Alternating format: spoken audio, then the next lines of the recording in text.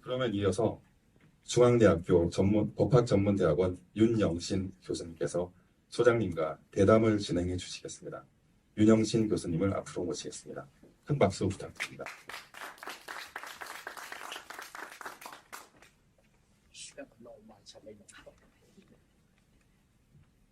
네, 안녕하세요. 저 중앙대학교 법학전문대학원의 윤영신입니다. 아마 그 소장님의 오래된 제자라고 하는 인연 덕분에 제가 이제 대담의 사회를 맡게 된 것 같습니다. 저는 이제 선생님, 제가 교수님이시고 저 박사 논문의 지도 교수고 그러시다 보니까 자꾸 저는 선생님이나 교수님이라고 하는 호칭으로 부르게 되는데 오늘은 이제 소장님으로 부르는 게 더 적합할 것 같기는 합니다. 예. 우선 많은 분들이 ICC에 대해서 잘 알고 계시는 분들도 있지만 또 잘 익숙치 않으신 분들도 있을 것 같아서 ICC의 뭐 설립이라든가 그 구성이라든가 운영 이런 것들이 어떻게 되는지에 대해서 조금 소장님과 말씀을 나눠봤으면 좋겠습니다. 아까 강연에서 말씀을 해주셨지만 안보리 결의에 따라서 임시 국제형사법정을 수립해가지고 국제 평화를 달성하기 위해서 여러 가지 노력을 하지만 그것이 이제 한계가 있었다. 그래서 상설재판소를 세우고자 하는 노력들이 격주가 됐다라고 말씀을 해주셨는데요. 근데 상설재판소가 필요하다라고 하는 인식들은 다들 한다고 하더라도 그게 실제로 결실을 맺는 거는 그렇게 쉬운 일은 아니었을 것 같습니다. 특히 2차 대전 이후에서부터 논의는 있었지만 안 되다가 이게 딱 이렇게 90년대 후반에 가가지고 결실을 맺게 되는데 어떤 특별한 계기라든가 무슨 촉매제라든가 이런 것들이 혹시 있었는지 그런 게 궁금하거든요. 네, ICC가 설립된 직접적인 이니시어티브는 아까 말씀드린 아서 로빈슨 트리니다드 토바고 대통령의 그 전적인 그 지혜와 이니시어티브 때문에 됐다고 생각을 합니다.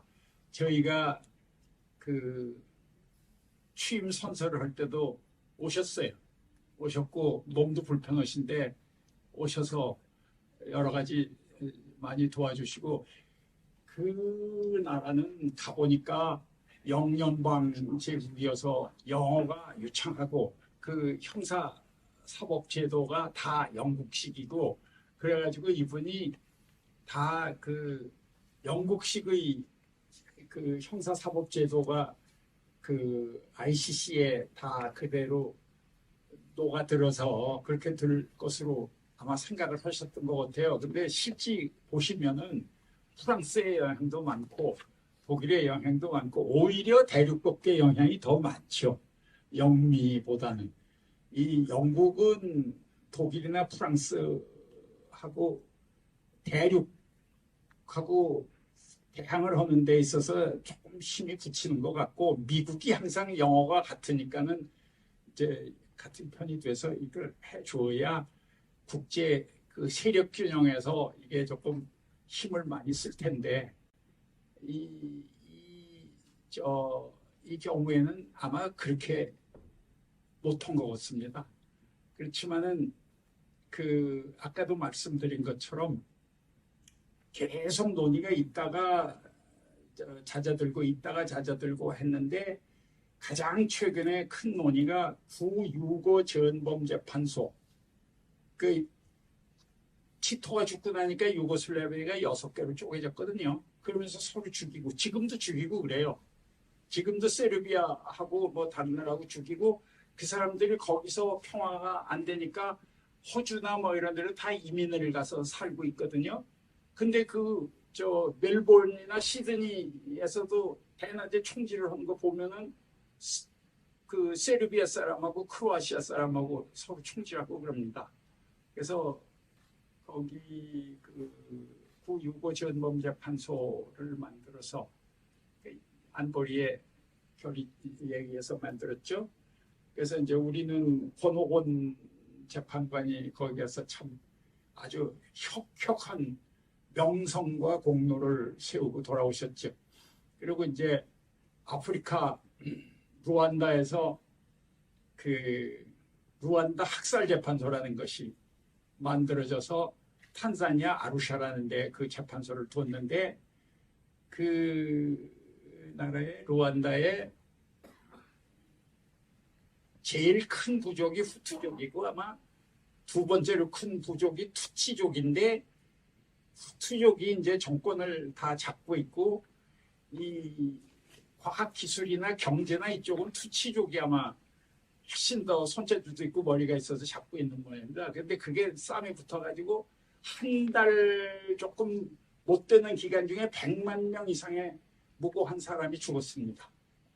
그래서 그걸 인류의 양심이 있다면은 그걸 그냥 둘 수 없다고 그래서 이제 루안다 학살재판소가 돼서 두 개의 중심 재판소가 이제 가동을 하면서 여러 가지 업적을 내니까 그게 ICC 논의를 훨씬 더 불붙이고 부채질을 한 결과가 돼서 상당히 빨리 롬 스태튜트가 성립이 됐고 상당히 빨리 10년 걸린다고 그랬는데 4년 만에 60개국 이상이 비준을 해서 이게 ICC가 탄생을 하고 그렇게 됐습니다. 네. 그러면은, 그 다음에 이제 재판소의 구성에 대해서도 조금 저희들이 자세한 내용은 모르기 때문에 좀 설명을 해주시면 좋겠는데요. 뭐, 예를 들자면은, 재판관 숫자는 아까 18분이라고 그랬었던 것 같고요. 그 다음에, 수장님께서 선출되시는데 너무너무 선출 과정이라고 하는 것 자체가 되게 복잡하다라고 말씀을 하셨는데, 왜 그렇게 그 선출 과정이 복잡해지는지라든가, 뭐 검사의 숫자, 뭐 수사관들도 있는 건지, 그리고 조직 전체 규모가 어떻게 되는 건지 그런 큰 정보를 좀 말씀을 해주시면 어떨까 싶습니다. 우리 외교부에서 롬 규정을 번역할 때 검찰부라고 안 그러고 소추부라고 번역을 했어요. 그래서 검사라고 안 그러고 소추관이라고 그럽니다. 근데 그게 옳은 번역인지 어떤지 하여간 말은 다 통하는데 그 검사가 ICC에는 한 명 있습니다. 그렇고 그 밑에 있는 사람들은 다 이제 이분을 보조하는 적인데 그 밑에 가면 ID하고 PD로 나눠 있어요. ID는 Investigation Division이고 PD는 Prosecution Division입니다. 그래가지고 이제 그 아프리카나 뭐 그 전쟁 난 현장에 가서 그냥 뭐 섭씨 50도의 째째파이가 막 물어도 그거 뭐 전부 증거 수집하고 하는 고생이 막 심하죠. 그리고 이제 거기 또 공판 유지하는 사람들 있고 뭐 그래가지고 상당히 그쪽에 한 300명가량 있습니다. 그리고 이제 재판부 이쪽 재판부는 재판관이 18인데 이게 예심이 있고 프릴리미너리 챔버가 있고 그 다음에 사실심이 있습니다. 그냥 그 트라이얼 챔버가 있고 그 다음에 이제 어필스 챔버가 있고 그렇습니다. 근데 처음에는 우리가 갔을 때 별로 그런 저기가 없더니 세월이 조금 가니까 이게 쥐나게나 다 어필 디비전에 가고 싶어가지고 그냥 그것 때문에 뭐 꿍시렁거리고 하여간 불만의 요소가 좀 됐었습니다. 이게 재판관은 18입니다. 그러면은 ICJ는 재판관이 15이거든요. 그러니까 그보다 조금 많고 그리고 우리는 1년 예산이 2억 한 5천만 불 됩니다. 그리고 직원이 한 1,000명 되고요. 근데 이제 여러분이 잘 아시고 국제법 공부할 때 열심히 외서 공부하고 하던 그 ICJ는 재판관 15에 직원 다 보태서 해도 한 120명 되고 1년 예산이 한 2,400만 불 뭐 정도 됩니다. 그러니까 2년 단위로 유엔이 예산을 편성하는데 2년짜리 통턴 예산이 5천만 불이 안 되니까요. 그렇게 해서 그 하이그 가면은 국제재판소의 성격을 띠는 데가 굉장히 많이 있는데 심지어 US 이란 클레임스 트라이뷰널 뭐 그런 재판소도 있고 그래요. 근데 우리 같이 예산 많고 규모 크고 그 언론의 그 조명을 많이 받고 또 보조금이나 뭐 이런 거 많이 받고 하는 기관이 없지요. 그리고 우리는 이제 그 시츄에이션 컨트리에 그 일이 일어난 그 아프리카나 무슨 우크라이나 이런 데 다 현장 사무소를 둡니다. 그러니까 지금 현재 현장 사무소가 6개가 있어서 본부가 직접 총괄을 합니다.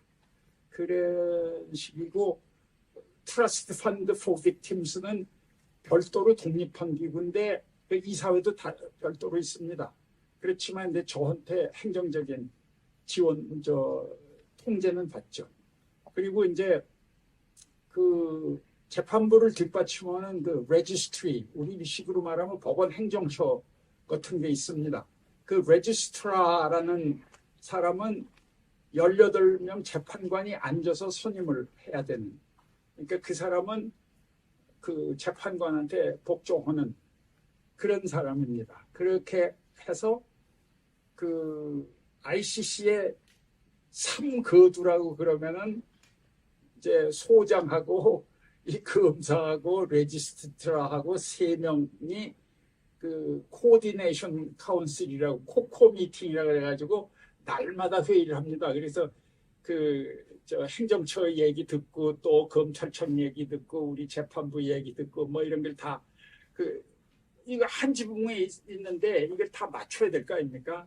그래서 코코 미팅을 아침마다 하고, 그리고 저한테는 검사는 잘 모르겠는데 저한테는 그 세계 각지에서 그 정보도 들어옵니다.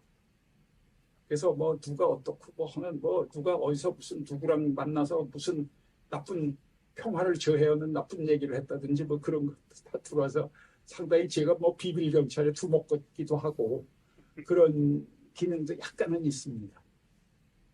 뭐 끝이 없는데, 네. 그 정도. 제가 생각했던 것보다도 훨씬 더 규모도 크고 네. 전 세계적으로 막 퍼져 있어가지고 보통 관리하시기가 쉽지 않으셨겠다라고 하는 생각이 지금 소장님 말씀 듣다 보니까 듭니다. 그리고 이제 국제적인 재판소다 보니까 일반 국내에서 형사 사건이 개시되고 그러는 거와 는 조금 절차가 다를 것 같은데요. 사건이 이제 어떤 식으로 개시가 돼가지고 진행이 되는지 그것도 좀 알려주시면 감사하겠습니다. 사건은 하나 또 오해하시는 것 중에 하나가 그 고소 고발을 하든지 제소를 하는 당사자는 그 로움 스태튜트 오브 스테이트 그렇게 돼 있습니다. 그래서 정부가 해야 되지 뭐 개인이 하거나 무슨 뭐 변호사 협회가 하거나 무슨 뭐 휴먼 라이트 워치가 하거나 뭐 이렇게 무슨 이런 단체가 하면 안 됩니다. 정부가 해야 됩니다.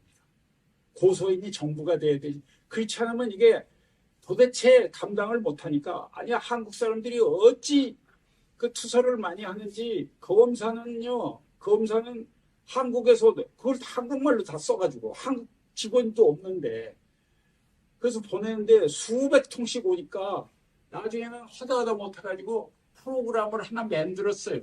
한국에서 오는 건 무조건 각하를 해가지고 이거는 우리는 이게 해당 없다고 이렇게 자동으로 대답하는 문자를 인쇄해서 보내는 그런 하도 게 많아가지고 그런 프로그램까지 만들어서 썼습니다. 지금은 있는지 없는지는 모르지만. 그러면 국가 외에는 이제 고소 뭐라 그럴까요? 사건을 회부를 할 수 있는 그런 기능이 없는 거군요. 로마 규정을 비준하지 아니하면 회원국이 아니죠. 비준하면 회원국이고 멤버 스테이트고. 그러면 회원국에 관해서는 이제 우리가 다 재판권이 이제 미치는데, 아니면은 우리 재판권이 안 미치니까 눈 뻔히 보고 있으면서도 뭐라고 못해요. 꼼짝을 못해요. 그런데 UN 안보리가 ICC에 회부하기로 결의를 해서 보내면 그거는 그 나라가 회원국이 아니더라도 우리한테 관할권이 생기게 그렇게 로마 규정에 저 규정이 되어 있습니다. 그래서 아까 말씀드린 것처럼 리비아하고 수단이 바로 그런 경우입니다. 근데 그때 웬일인지 하여간 중국하고 러시아도 반대를 안 해가지고 그게 우리한테 넘어왔습니다. 지금은 아마 하면은 안 될 것 같은데 그 당시에는 뭐 군소리 없이 다 보내줬습니다. 그래서 그렇게 이제 안보리의 회부가 특수한 경우로서 하나가 있죠. 요것이 우리도 좀 문제고 여러 가지가 문제인 것이 중국이나 인도 같은 이제 큰 나라가 가입을 안 합니다.批准을 안 합니다. 그 대외적으로 내세우는 이유가 뭐냐? 안보리에서 회부하는 걸 허용을 하면 사법 절차에 정치적인 고려가 개입이 된다. 그래서 우리는 못하겠다. 이렇게 주장을 합니다.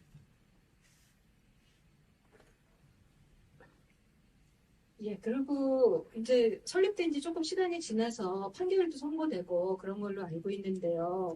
뭐 지금 그 판결 선고된 건이라든가 기소된 건이라든가 뭐 이런 거에 대해 가지고 소장님께서 좀 인상에 남으시는 사건이 있으시면 그걸 좀 특별히 인상에 남으신 판결들이 있으면 좀 말씀을 해주시면 어떨까 싶습니다. 인상에 남는 거는 다 인상에 남죠.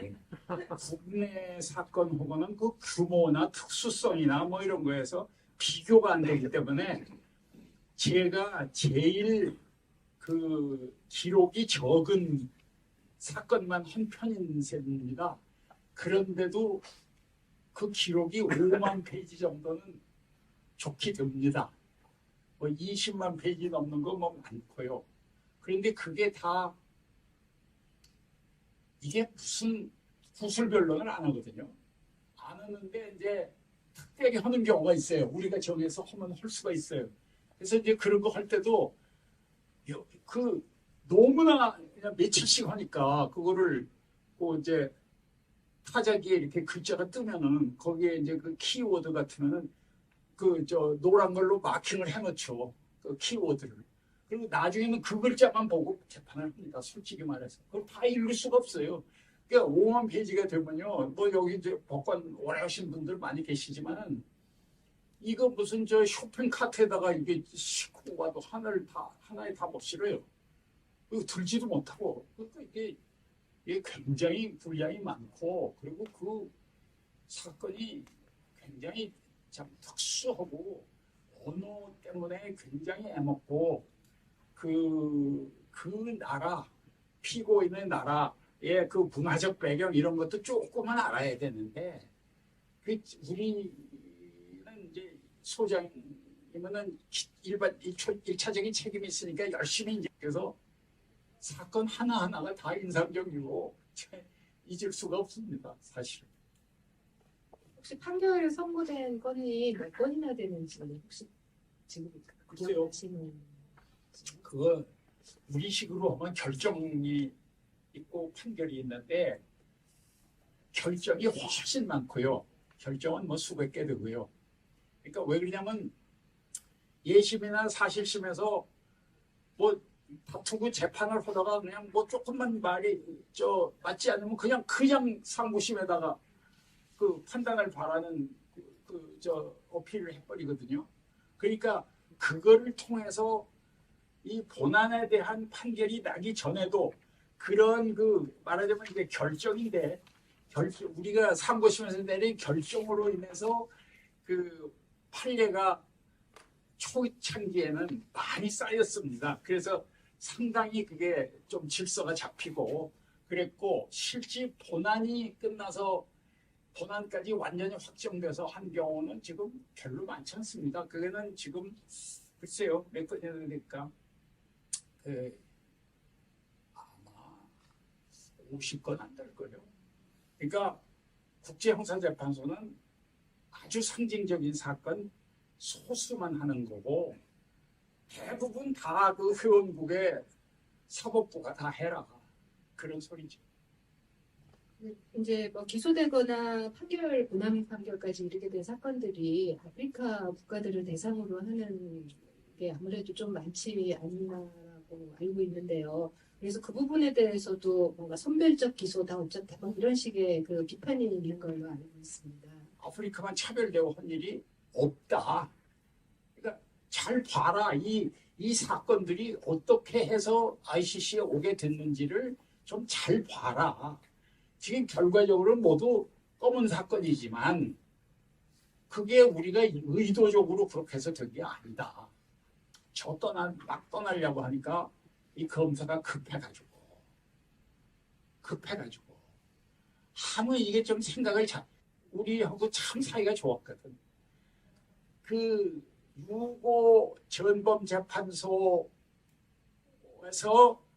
그때 러시아가 유고 전범재판소를 그걸 물을 먹이기 시작을 하는데 도대체 이거를 어떻게 감당할 수가 없고 그걸 제가 이렇게 보고 우리는 ICC 하면서 그 강대국을 쓸데없이 기분 나쁘게 할 필요는 없다. 그래가지고 지금 마침 헤이그 주재 러시아 대사가 내 친구 아들이 러시아 친구의 아들이 그래서 뭐 아버지라고 그러고 잘 댕겨서 참 저기 하고 한국까지 내가 여기 데려다가 저 거제도 저 조선소에서 이거 뭐 러시아가 발주한 그 배 진수하는데 뭐 이거 크리스팅도 하라고 그러고 뭐 다 해서 다 해주고 그랬더니 또 모스크바로 초청을 해가지고 뭐 푸틴만 못 만났지 다 만났거든요. 그 다 하고 그래서 참 사이를 잘 좋게 만들어놨는데 이게 러시아를 푸쑥 조지아를 푸쑥 건드리니까 러시아가 그냥 길길이 뛰고 화가 난 거예요. 그래서 이제 그런 거. 조지아를 건드리면 끝까지 해가지고 끝장을 보든지. 그리고 ICC가 이제 가장 특징적인 측면이 그 소장님께서도 말씀해 주신 것처럼 응보적 정의를 넘어서 회복적 정의하고 치유적 정의를 목표로 한다라고 하는 점인 것 같은데요. 근데 이제 응보적 정의는 저희들이 익숙하니까 잘 이렇게 개념이 들어오는데 회복적 정의라든가 치유적 정의는 좀 생소한 개념인 것 같거든요. 근데 두 가지가 개념적으로 이렇게 구분이 되는 것인지, 그게 이제 뜻이 어떤 것인지 먼저 좀 분명히 하고 넘어가면 응보적 정의라는 게 처벌을 해가지고 이제 우리가 실현하는 건데, 그거는 범죄를 다 범한 후에 다 사후 구제적인 얘기거든. 일 다 잘못된 다음에 그 다음에 뭐 쳐들어가서 뭐 네가 잘했니 내가 잘했니 가리는 거니까 그건 항상 사후 구제죠. 그러니까 레미디얼한 거거든. 근데 이 피해자를 선제적으로 보호하고 구제한다고 하는 것은 일이 잘못되기 전에 미리 선 쓰는 거거든요. 그러니까 이거 법률 계통에서도 이렇게 프리벤티브하고 선제적인 이런 정의로운 조치를 더 할 수가 있네 하는 걸 우리가 비로소 이제 깊이 깨닫게 되죠. 지금 다 법률 공부해가지고 여러 가지 분야에서 참 발군의 실력을 나타내시는 분들이지만 내가 학교에서 강의할 때 왜 이 세계에서 제일 머리 좋은 집단인 이 서울법대 학생들이 다 사법시험 붙어서 판검사만 하려고 그러냐. 그거는 기능적으로만 보면 일 다 저질러지고 다 잘못된 후에 가서 뒷북 쳐가지고 말이지 뭐 네가 잘했네 못했네 하는 건데 그걸 머리 좋고 똑똑한 사람들이 할 일이냐 그게. 그거 아니다. 그런 얘기를 제가 그 학교 있으면서 더러 했었는데 지금 이게 바로 그런 거거든요. 이게 선제적인, 그러니까 그 피해자들이 더 나빠지기 전에 우리가 재정적인 기타 한계가 있지만 법원이라도 우리가 먼저 손을 뻗쳐서 이 사람들한테 우선 다 문맹이 있거든요. 그러니까 제가 이제 한 일을 한번 들어보실래요? 이게 뭐 지뢰 밟고 무슨 싸움하고 그리고 저 반군들이 와가지고 생 사람을 팔다리를 잘라버려요. 그리고 입술도 잘라버리고 코도 잘라버리고 귀도 잘라버려요. 그러니까 의지를 제작해서 다 붙여주고 또 이 강간당한 사람이 안 당한 여자가 없어요. 손해배상 그 계산은 호프만식 계산법이나 뭐 이런 게 있는데 그걸 주겠다. 현찰로 조금 손해배상 쪽으로 주겠다. 그러면은 굶고 지금 하루 종일 밥을 못 먹었어도 그 젖도 안 나오는 엄마가 뭐라 그러냐면 돈 필요 없습니다. 없어도 지금 살았고 있어도 뭐 그거 뭐 얼마 가지도 않을 건데 그 필요 없습니다. 뭘 원하시오? 이러면요 우리 애들이 태어나서 책이라는 걸 본 일이 없고 장난감이라는 걸 본 일이 없습니다. 그러니까 이 커뮤니티 베이스드 에듀케이셔널 프로그램을 만들어서 우리 애들의 교육을 위해서 많은 투자를 해 주십시오. 딱 그 엄마들이 그렇게 얘기해. 엄마를 해봐야 20살도 안 됐어. 다 강간해서 그 애 낳은 사람들이기 때문에. 또 뭐 이게 뭐 이런데 코, 귀 다 잘린 여자들, 젊은 여자들 많거든. 이거 다 성형수술 해주죠. 그런 거를 다 해주고 내가 가서 딱 지키고 서서 있으면은 조금 다르고 없으면은 거기 있는 직원이고 뭐 자기 살 길만 찾으니까 너무 보세요. 섭씨 50도에 째째파리가 그냥 막 덤벼드는데 어떻게 거기서 걔네들 무슨 정신이 있어서 회계에서 간 애들이 하겠습니까? 다또 그렇게 안 해요. 굉장히 비참합니다. 그걸 나는 여러 번 나는 그걸 해주거든. 우리 이 경호하는 놈들이 나를 따라서 갈 수가 못 가겠다는데. 그러면 비행기를 어떻게 해다가 이제 비행기를 상업적인 비행기를 못 하니까 너무 이제 연결이 나쁘고 그래서 아프리카는 그 스케줄도 없어요. 그러니까 반기문이한테 말해가지고 UN 비행기를 차타하거든. 그리고 비행기 한 대 빌리면 헬리콥터도 한두 대 더 빌려요. 같이. 왜 그러냐? 비행장이 제대로 없고 신장로만 있으면 그게 비와가지고 막 푹푹 파졌어도 그냥 거기에 크래쉬 랜딩을 하는 겁니다. 우리가 어디 뭐 저 할 줄 없거든. 그럼 거기서 이제 그 다음에는 밀림을 넘어가야 되니까 그 이제 헬리콥터가 필요하죠. 그래서 하면은 항상 우리는 1.5리터짜리 물 1000병 풀리 로디드 머신건 50문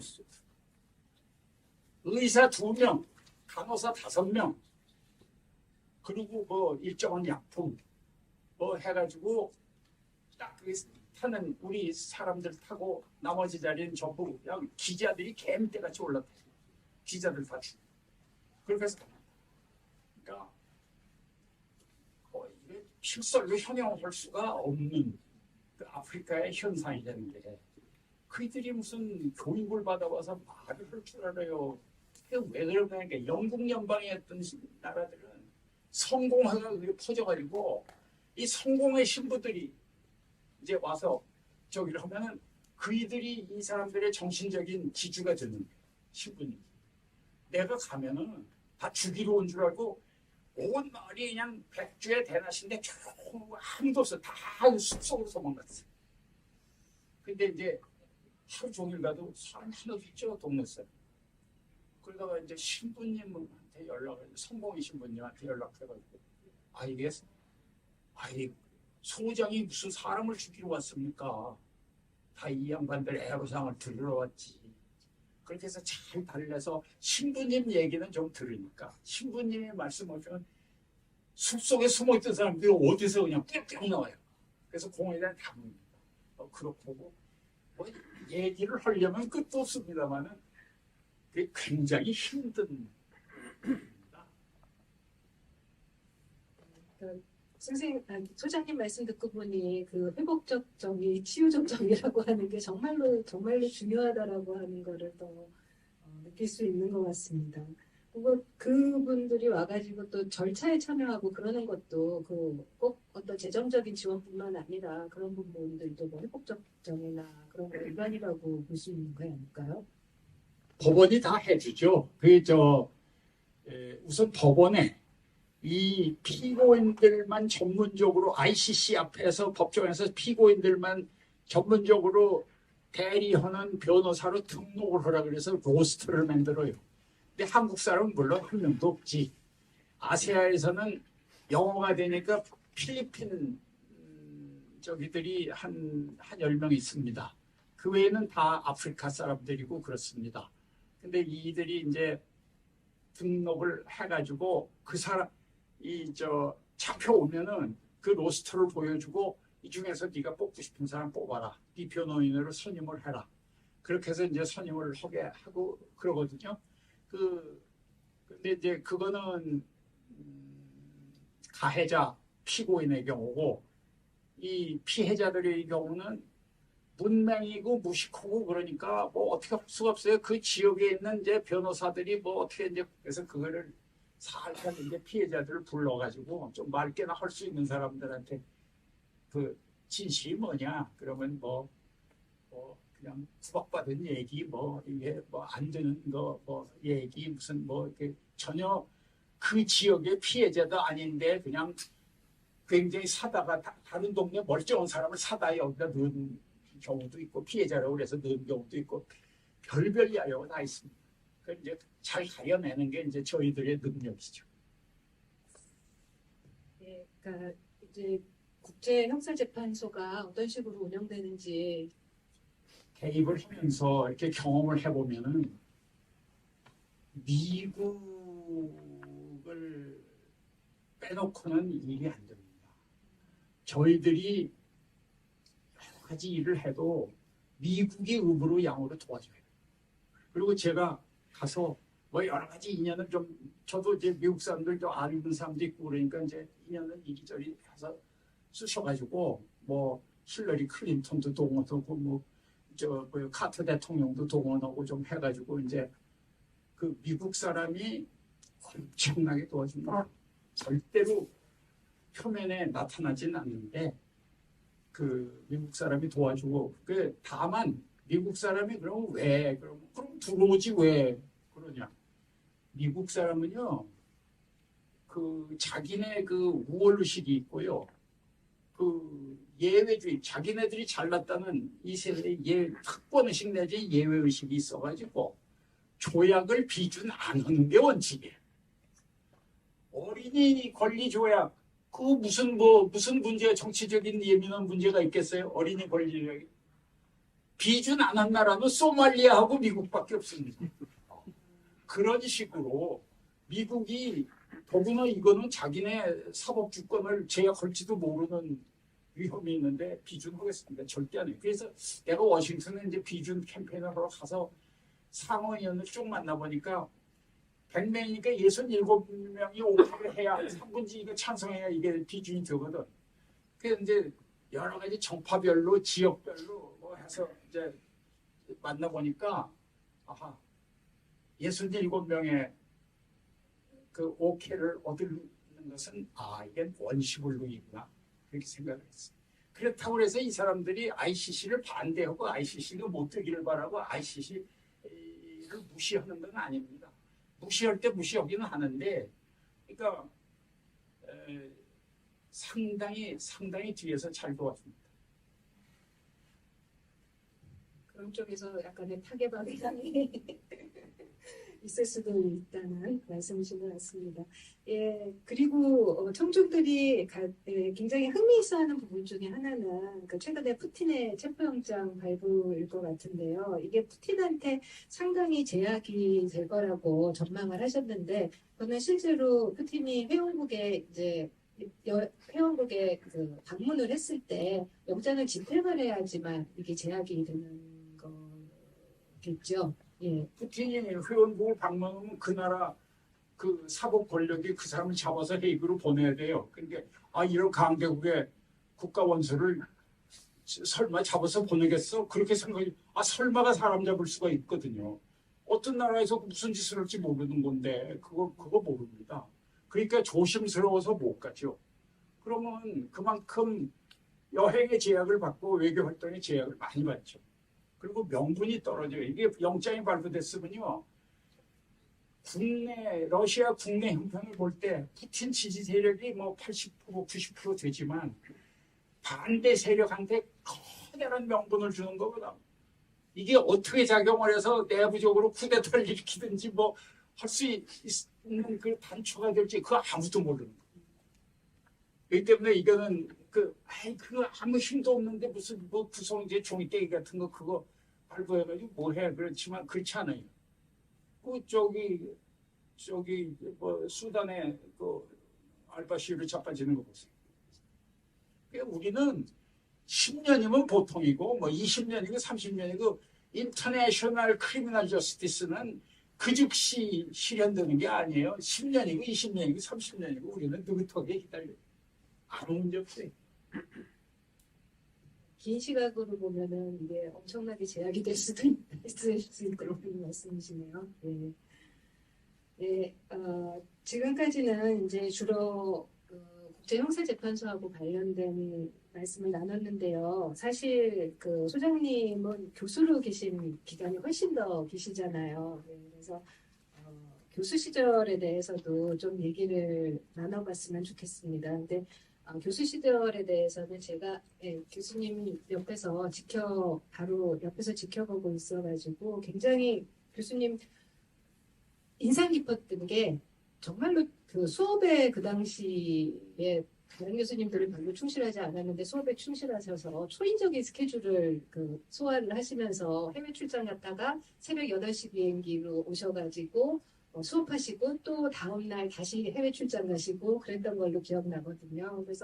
그리고 그런 점에서 보면은 제가 보기에는 그런 우스갯소리가 있지 않습니까? 상사가 4가지 유형이 있다고요. 그래서 게으르면서 머리 나쁜 상사, 그리고 똑똑하면서 이 부지런한 상사. 근데 소장님은 이 제일 똑똑하면서 머리는 엄청 좋으시면서 부지런한 상사에 속한 대표적인 유형이라고 생각이 되는데, 그래서 국제형사재판소 직원들이나 그들이 따라가기 힘들어서 불평불만들을 얘기를 하거나 혹시 그런 적은 없었었는지요? 아니야. 저 혼자 뭘 하는 게 아니고 오피스 오브 프레지던트의 직원이 많잖아요.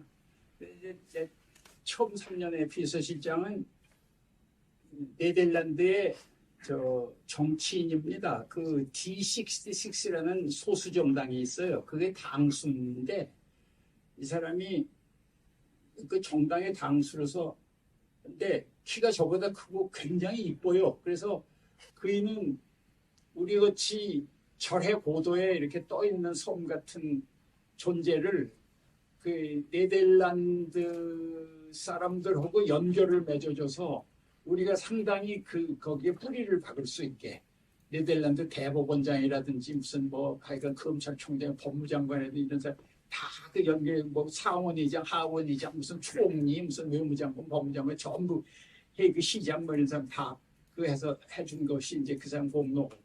두 번째는 그 옥스포드 법과를 1등으로 나와서 맨체스터 대학 국제법 교수를 하고 있는데 영국도 외교부 공무원이 좀 시원찮다고 생각을 해가지고 똑똑한 놈을 특채하자고 하던 기간이 있었던 모양인지 이 사람이 거기에서 1차로 뽑혀가지고 그래서 대사를 대영지국의 대사를 몇 나라 하던 사람인데 이제 투입할 무렵이 길래 내가 붙잡아서 내 비서실장 해라 그랬더니 해가지고 굉장히 어찌들이고 검사고 무슨 레지스트를 그냥 다 저기를 해줘서 비교적 인복이 있었는지 잘 지냈고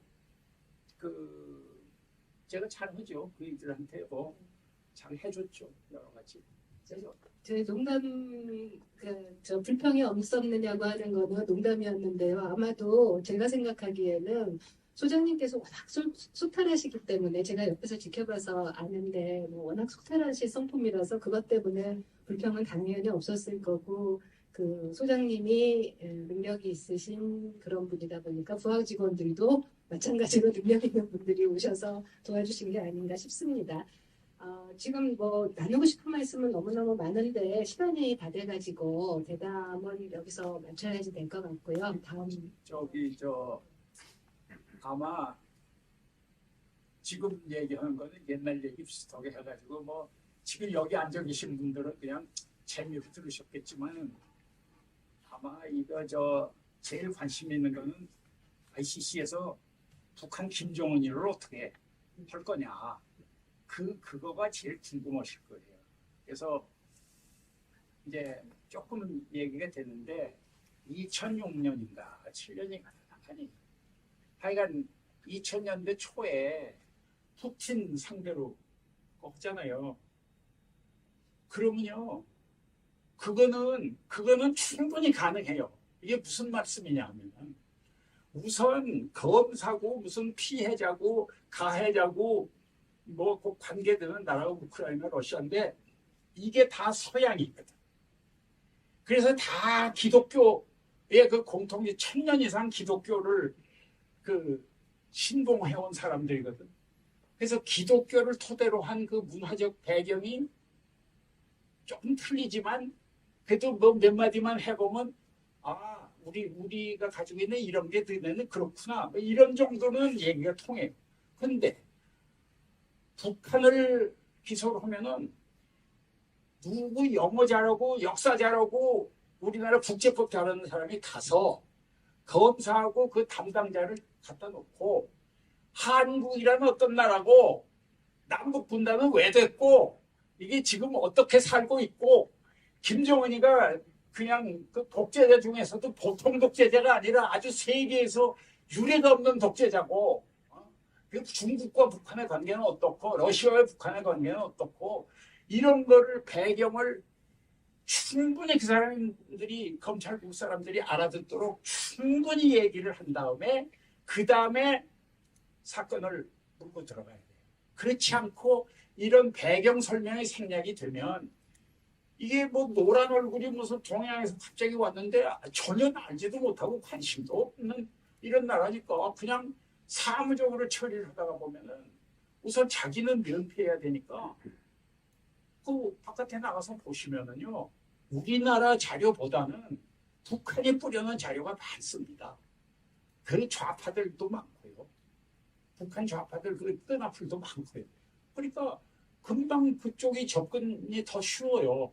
그래서 그거 다 얻어다가 그렇게 해서 그냥 그렇게 꾸밀 수가 있는 거예요. 그렇기 때문에 우리가 김정은이를 ICC를 끌고 가려면은 사전에 그런 문화적 역사적 배경에 대한 설명을 할 수 있는 준비도 다 해야 돼. 다른 서양 사회가 기소되는 경우에는 그게 문명이 똑같기 때문에 그런 배경 설명 필요가 없어요. 근데 우리는 그렇게 해야 되고 그리고 지금 김정은이가 무무부담으로 응하지를 않거든. 그럼 우리가 별별 논리를 다 꾸몄지. 우리 헌법에 한반도가 그 부속도서로 한다. 그랬으니까 북한도 우리 영토다. 그러니까 우수용국이다. 그래서 우리가 잡아넣는다. 뭐 그런 논리도 세워봤다가 뭐 별별 얘기를 다 했는데 택도 없죠. 안 먹히죠. 그러니까 그것도 김정은이를 뭐 인권 위반이니까는 뭐 사람을 누구를 죽였네 뭐 이렇게 해서 무슨 학살이 뭐 제노사이드다 무슨 전쟁 범죄다 뭐 이렇게 해서 뭐 고문이다 이렇게 하면은 이게 그런 형사적 혐의가 금방 정치화돼 버려. 그래가지고 그게 정치적으로 옳으니 그르니 그거 논쟁하다가 본질을 놓쳐버려서 아무것도 안 돼요. 그러니까 이번에 ICC 검사가 푸틴한테 영장을 발부하면서 혐의가 뭔지 아세요? 우크라이나에 살고 있는 어린이들을 그 뭐 시설에 있는 어린이들 부모한테 있는 어린이들을 강제로 뺏어서 모스크바로 데려갔다.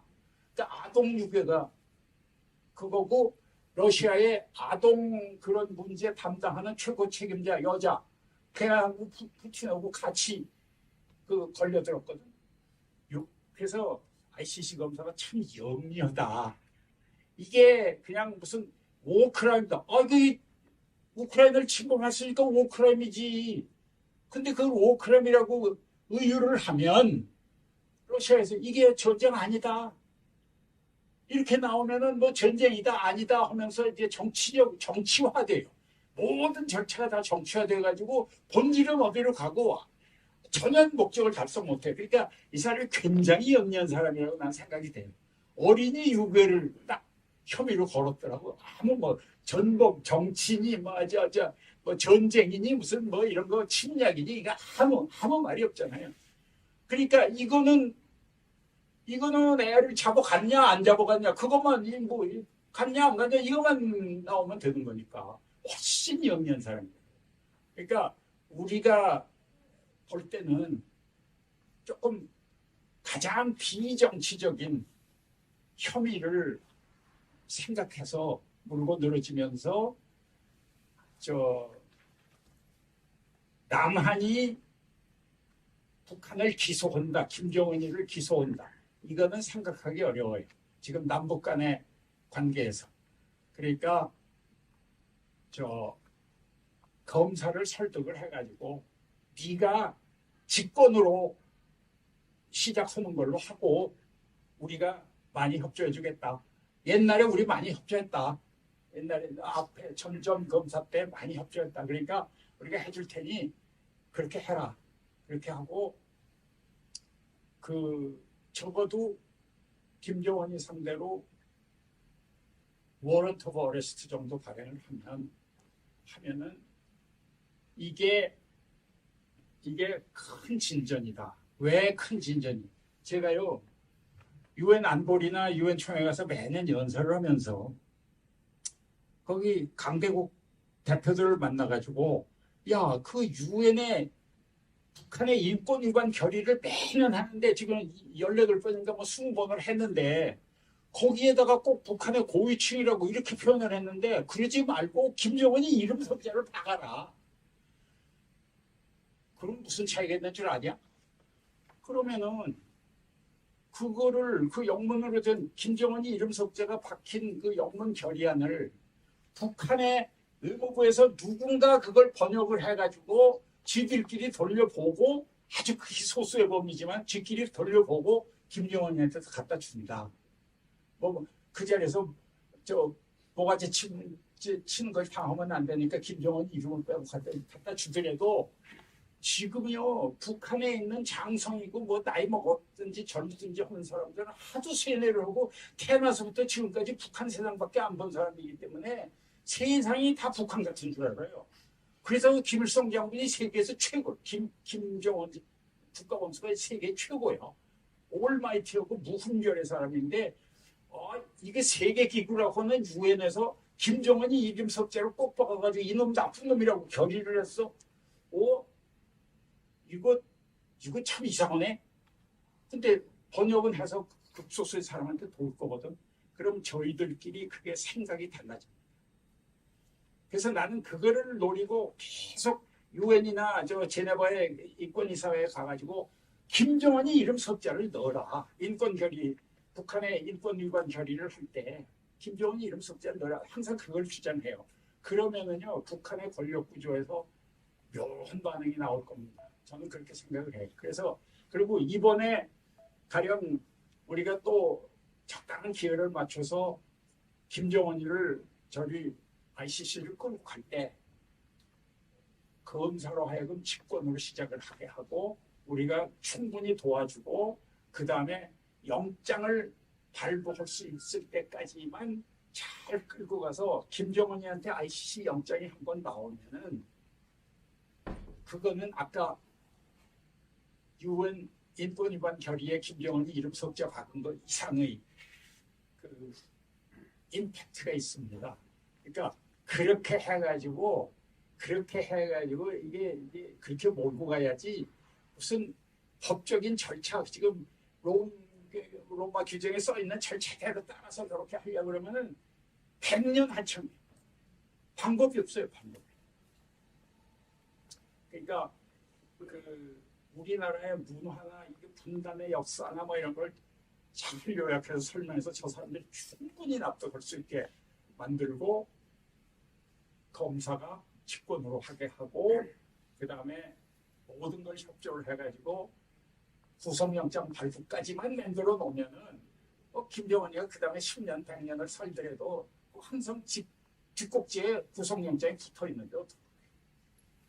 그렇게 해야 되는데 아직 좀 모르겠어요. 사실은 그러니까 ICC 검찰부도 한국 사건 같은 거 이거 뭐 서구도 아니고 말이야 동양의 노란 놈 무기 어디 보지 이름도 잘 모르는데 이런 나라의 사건을 한다. 역량이 없어요. 역량이. 들어본 일도 없고 역량이 없어요. 그래서 못합니다. 그런 거를 사전 준비를 좀 잘 해야 할 필요가 있어 보입니다. 정말로 중요하고 실질적인 말씀을 해주신 것 같고요. 이런 인사이트들을 많이들 쉐어를 할 수 있으면 좋겠습니다. 사회자에게 마이크를 남기도록 하겠습니다.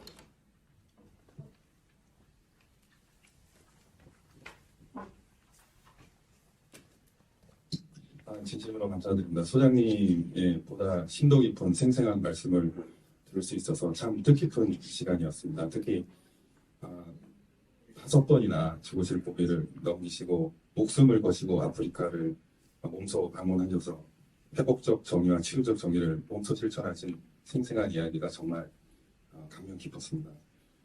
그리고 ICC의 김정은에 대한 불기소장을 수정해 주신 점에 대해서 깊이 감사드리고 또 앞으로 그 영어로 배경 설명을 충실히 하고 또 비정치적인 혐의를 생각해야 된다는 점, 그리고 검사가 직권으로 조사를 시작할 수 있도록 해야 된다는 점, 그리고 김정은 이름이 들어간 체포영장을 발부받을 수 있다면 그것만으로도 북한에서 변화를 일으킬 수 있을 것이라는 말씀 감명 깊게 들었습니다.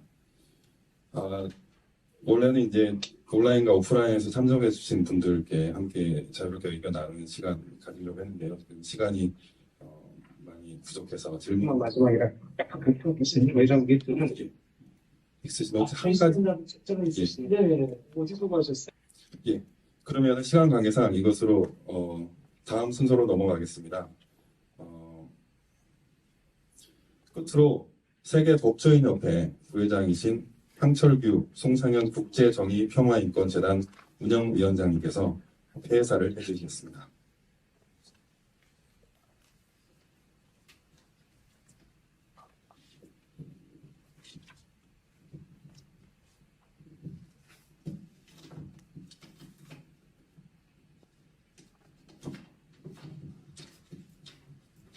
안녕하십니까. 송상현 국제정의평화인권재단 운영위원장을 맡고 있는 황철규입니다.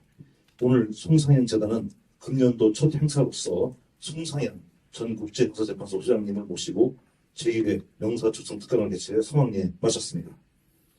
국제형사재판소 소장님을 역임하시면서 세계 평화와 정의의 실현 그리고 인권 보호를 위해 헌신하시고 큰 족적을 남기신 죄송합니다. 송상현 선생님께서 바쁘신 중에도 귀한 시간을 내셔서 특강을 통해 소중한 말씀을 해주셨습니다. 이 자리를 빌어 선생님께 다시 한번 깊이 감사드립니다.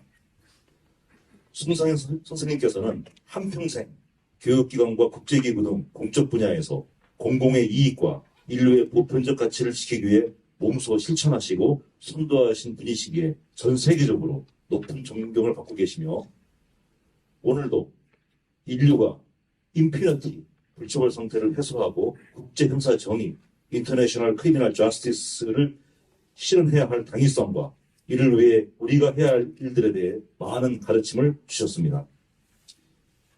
그리고 오늘 행사의 원활한 준비와 진행을 위해 노고를 아끼지 않으신 분들과 온 오프라인으로 적극 참여해 주신 모든 분들께도 감사의 인사를 드립니다.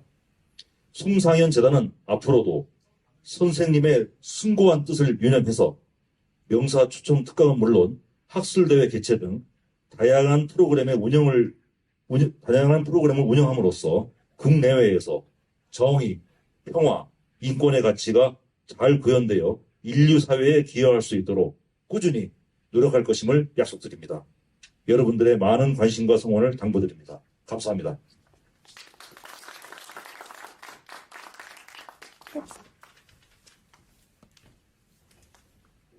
감사합니다.